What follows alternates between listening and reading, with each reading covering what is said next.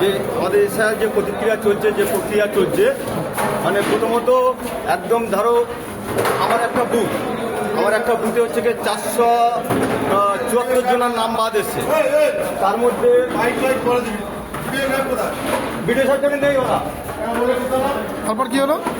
474 জনের নাম বাদ গিয়েছে। তার মধ্যে এসটি কোটার শ্রেয় 10টা নাম এসছে, এসটি কোটার নাম 10টা বাদ এসছে। একদম ধরে ধরে মুসলিম সংখ্যাগরিষ্ঠ এরিয়াগুলো সেইগুলো ধরে ধরে এনআরসি করে পরিষ্কার করে তাদের মানে পরিষ্কারভাবে তাদের ডাকা হচ্ছে। এবারে পরে ওরা বাদ চলে যাবে, ওরা এনআরসির খাতায় যাবে কি, ওদের পরে নামগুলো বাদ চলে যাবে। বিভিন্ন রকম একটা অসহযোগিতা, একটা মানে সাম্প্রদায়িকের উপরে নির্মমভাবে অত্যাচার চালিয়ে যাচ্ছে, যেটা কেন্দ্রে যেটা বিজেপি সরকার যেভাবে চালিয়ে যাচ্ছে সেটা তারা আমরা ধিক্কার জানাই, নিন্দা জানাই।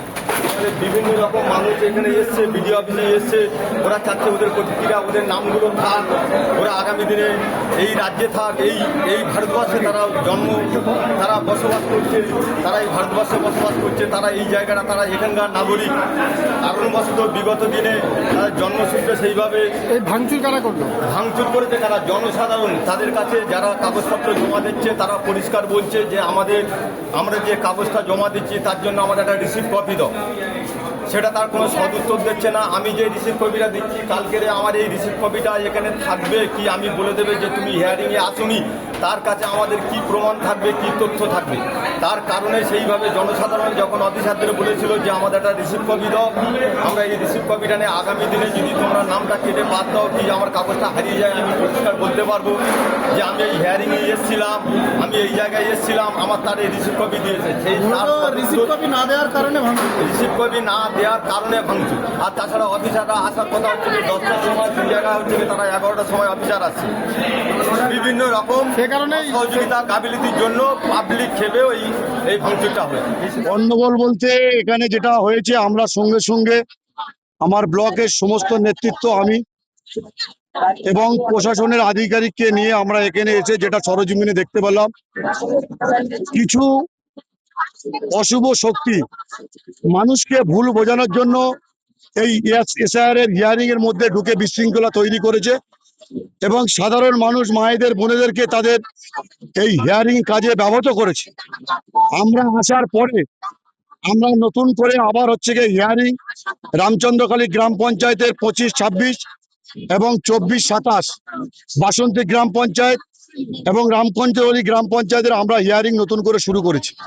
যারা এই বিশৃঙ্খলা তৈরি করেছে তাদের বিরুদ্ধে আমরা প্রশাসনকে বলেছি ব্যবস্থা নেওয়ার জন্য। কেন হাজার হাজার মানুষকে যে নির্যাতনকারী জ্ঞানেশ কুমার যে মানুষকে আজ রাস্তায় নামিয়েছে, তার জন্য মানুষ সোচ্চার হয়েছে। এবং সব থেকে বেশি আমাদের দলনেত্রী মমতা ব্যানার্জি, অভিষেক বন্দ্যোপাধ্যায় যে বাংলার মানুষের জন্য, বাসন্তীর মানুষের জন্য সর্বোচ্চ আদালতে যে ফাইল করেছিল সেই রায় দিয়েছে এবং বিচারপতি কালকের নির্বাচন কমিশনারকে গালে একটা থাপ্পড় দিয়েছে। এবং বাসন্তীর সমস্ত মানুষ যারা লাইনে দাঁড়িয়ে আছে 26 নির্বাচনে আরেকটা গালে থাপ্পড় এই মানুষকে হয়রানি করানোর ব্যবস্থা করে দেবে, তার জন্য মানুষ তৈরি তো আছে। মানুষের যেটা অভিযোগ করছে 9:30 হিয়ারিং এ ডাকা হচ্ছে, অথচ হিয়ারিং এর যে অফিসাররা আছেন তারা 11টার সময় আসছেন, দীর্ঘক্ষণ তাদের লাইন দিয়ে দাঁড়াতে হচ্ছে। না, এটা হচ্ছে গিয়ে টাইমের যে ব্যাপারটা, সেটা হচ্ছে গিয়ে একটা নোটিশ, এটা নির্বাচন কমিশনার যাদেরকে হিয়ারিং এ ডাকছে সেইভাবে তারা টাইম টেবিলটা দিচ্ছে, ঠিক আছে, সেই মতন দিচ্ছে।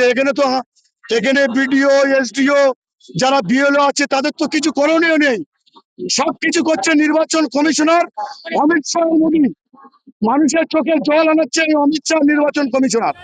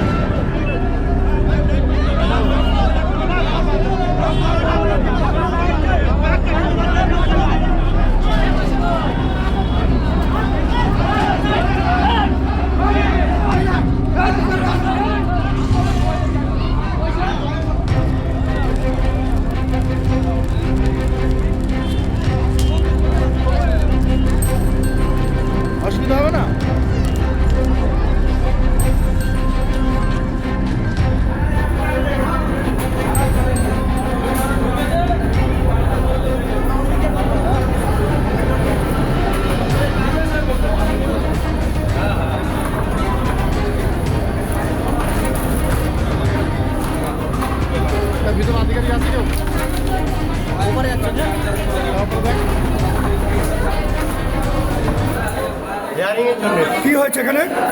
যেহেতু ওই অফিসাররা ঢিল দিচ্ছে না, হিয়ারিং হচ্ছে? হিয়ারিং এখন বন্ধ হচ্ছে কিন্তু বলছে হবে। আচ্ছা, এই যে চেয়ার টেবিলগুলো কারা ভাঙচুর করলো, কেন ভাঙচুর করলো? এটা আমি জানি না, বাইরে ছিলাম। আপাতত হিয়ারিং বন্ধ। আপাতত বন্ধ, এখন শুরু হবে। আর কোথায় বাড়ি আপনার? খোলা হবে। কি জন্য? আমার ভাইয়ের এখানে এসেছিল মানে হিয়ারিংয়ে এসেছিল, কিছু লোক হামলা করে মারধর করে এবং পা ধরে মেরেছে এবং তাতে শ্বাসকষ্ট হয় এবং সে অসুস্থ নবস্থ হয়ে পড়ে আছে। বাবার নাম হলো ইসলাম গাজী আর ওর নাম হলো রেজাউল গাজী। নাম কি আপনার ভাইয়ের? ইমরান গাজী। ও কি বিএলওর টু?